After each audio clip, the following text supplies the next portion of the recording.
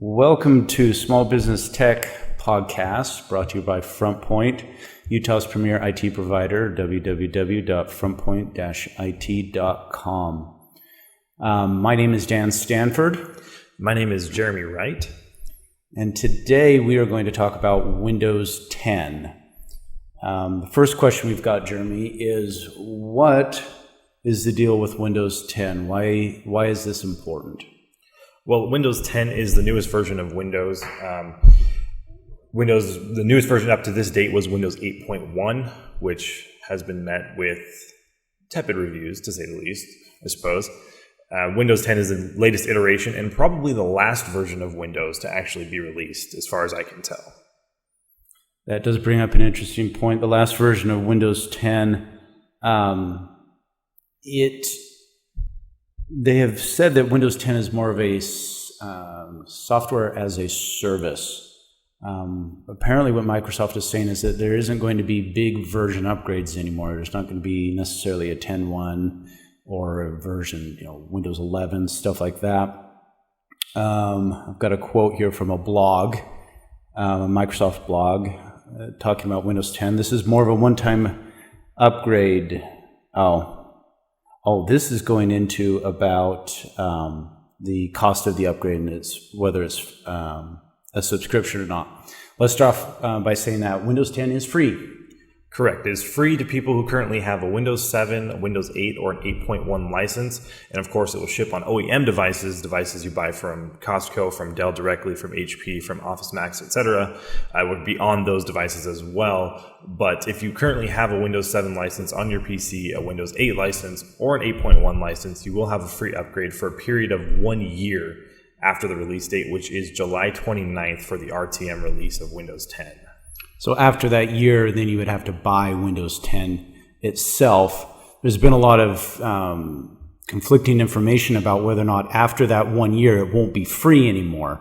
Well, it won't be free in the fact that you'll need to buy it, but there's been concern that it will be a subscription after that. And according to Gabriel over at Microsoft, he made it very clear on Twitter. He said, "Please allow me to close that door for you. No annual fee for Windows 10. So once you own Windows 10, you've got it. You can even wipe your machine after that, reload Windows 10. You own that license for that device." Why do you think they're doing that? I mean, Windows has always made money off of selling their OS. That's probably their main income source, their main revenue stream is selling their operating system. And now they're completely turning that upside down. Why do you think that Microsoft is going forward that way? I think it's because they have to.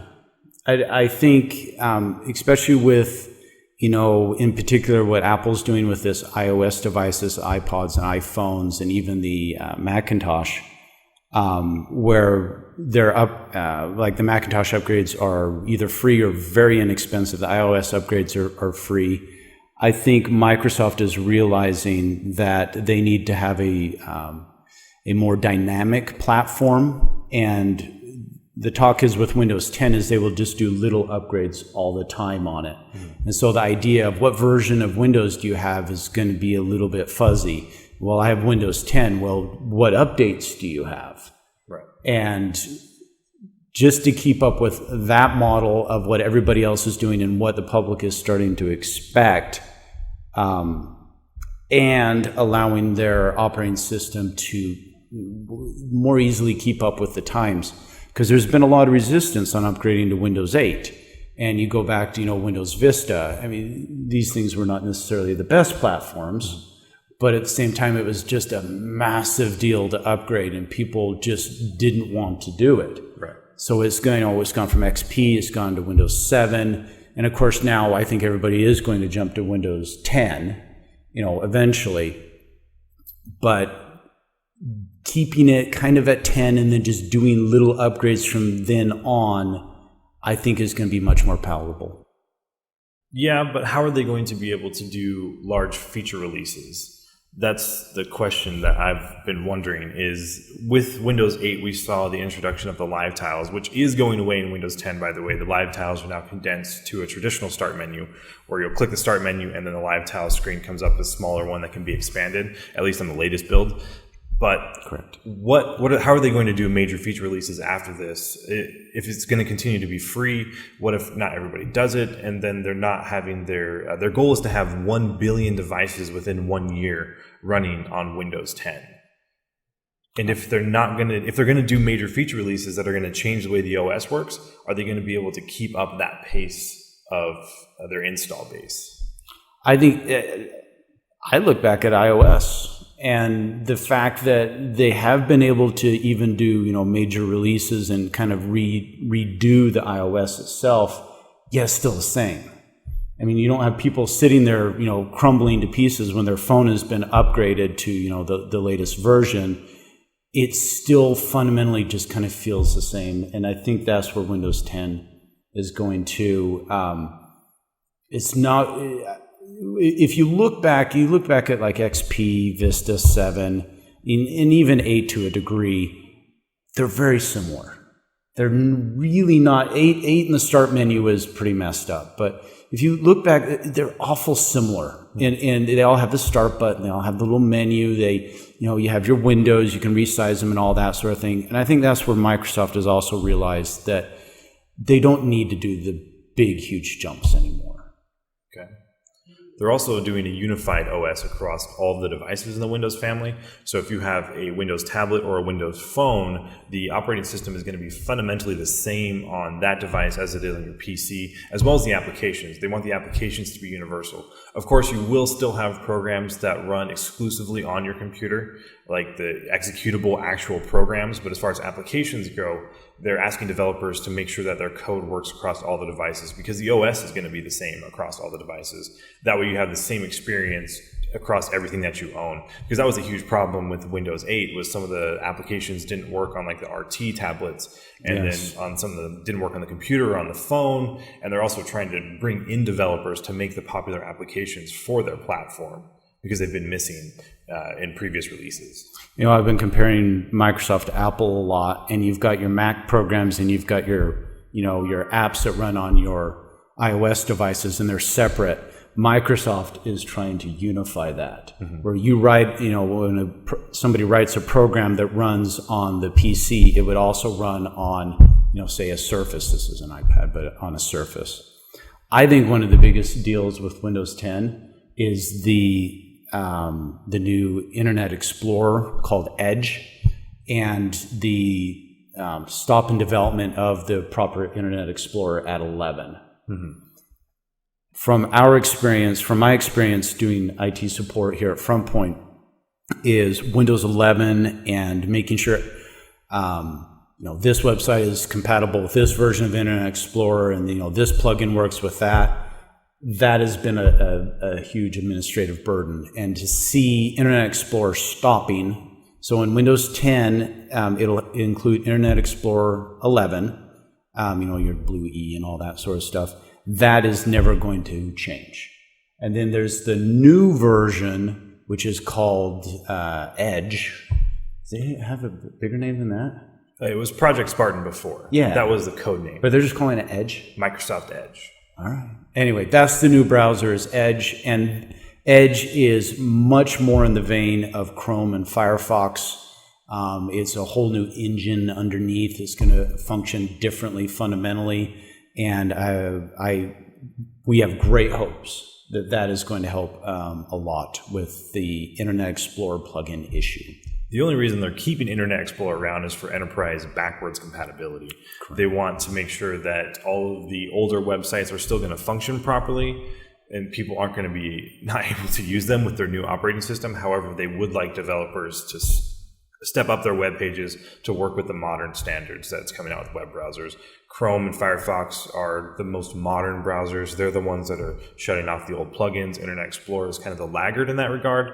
But eventually they're hoping it will go away. And Microsoft Edge is not, I want to say it's not a full-featured browser, it doesn't feel like, where it's not like Internet Explorer where you have all of these options. It's very clean, it's very simple, and it just works, I think is what they're going for, which has always been the main complaint about Internet Explorer is that it doesn't work, which it has been a lot better in the last couple of releases, but back in few years ago. Well, even at a minimum, when you talk about the enterprise websites and the intranets and all that that so many of our business clients use, if they just simply bring those sites up to compatibility with 11, that alone would be massive. Yeah. Just knowing that 11 is going to work with these enterprise sites, and then those guys can work on getting it to work with Edge. I don't care how many years in the future. If they just consolidated on that one platform, that would be a heaven send. Well, and if it works with Edge, it will more than likely 99% chance work with Chrome and Firefox as well. True. Because they're all going to be up to the latest standards. Yep. So that would be a huge boon for those websites. So I have a question. Sure. What does Windows 10 mean to your business? That's a good question. What does it mean to your business? I think with any large-scale business, anywhere of more than 5 to 10 employees, I think they do need to upgrade to it in the near future, but they can't do it until it's been properly vetted by either their IT department or by people like us, their outsourced IT, or by whoever's in charge of their tech there. You can't just go forward and have one person who is going to upgrade and then throw a wrench in the gears for everybody else. They need to make sure that all their applications and programs are compatible with Windows 10, the necessary infrastructure changes, if any, are in place before upgrading, because you need that consistency and homogenization across the networks. And if they don't have that, it's going to cause problems in the future. Yeah, I echo that. I mean, what does Windows 10 mean for you when it's released on, July 29th? It's coming up fast. July 29th will be the release to the people in the Insider program. So there's 5 million people in the Windows Insider program. We are one of them, so we will have a full copy on July 29th. But the actual release to consumers won't be for a few days after that. A couple of days, like 3 or 4 days, but not on July 29th exactly. I guess the entire download for Windows 10 is going to come, via the internet, and I think they're just trying to spread it out so they don't overload their servers. I would guess it's already partially downloaded on your PC if it's not. That's true. Already. Yeah, that's true. So, what does Windows 10 mean to your business? As soon as it's released, honestly, nothing. Right off the bat. In the future, a lot. Windows 10 is going to be a very big deal. For the reasons that we've been talking about. IE 11. Edge, not doing massive version upgrades, stuff like that. I suspect a lot of our business clients will just not upgrade their PCs, and as they replace them in the future, they would come with Windows 10 and they'll just go that route.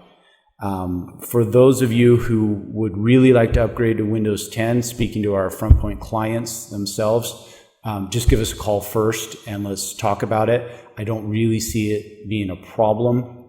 We just need to make sure that we go over, your specific applications, your business workflows, and make sure that 10 is going to be okay with it. I know there's some of you out there that really like to be on the bleeding edge, and that should really be just fine. Just keep us in the loop and let us know what's going on with it. Our plan, Frontpoint's plan with our clients regarding Windows 10 is we will discuss it with each of you one at a time, and make sure to come up with a plan that works for you guys.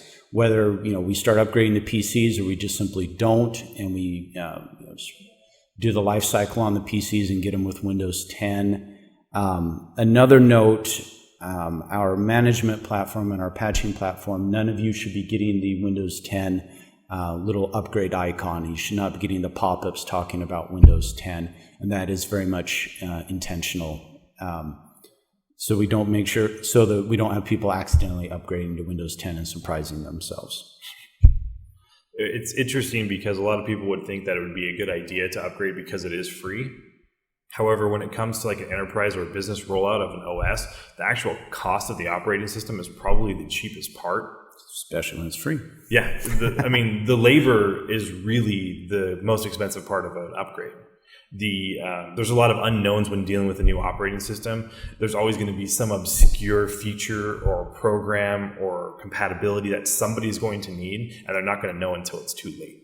Once it stops working, that's when you'll know that you have a huge problem, and then it becomes more of an emergency rather than we should have tested this first, which is why the labor is the most expensive part, really. Along with Windows 10, the new Office 2016 will be coming out this year. I did some research on that, and while there is no set date on that, it appears to be coming out this fall. So it won't be rolling out right with Windows 10. Not 100% sure when that's happening. We will do another podcast in the future about Office 2016 itself and its features, but that too is a big deal. And a lot of this, the Windows 10 and the Office 2016 is because of Ballmer getting removed from Windows, retiring, however you want to put it, and the new CEO coming into play, and he's definitely shaking things up for the better. Yeah, Satya Nadella is his name. Office 2016, with Office 2016 for PCs, there's also going to be a new version of Office for OS X, for Macintosh, the Apple folks out there, if there are any of you out there watching. That's right. It's a much better version. Microsoft is really focusing on their cross-platform game.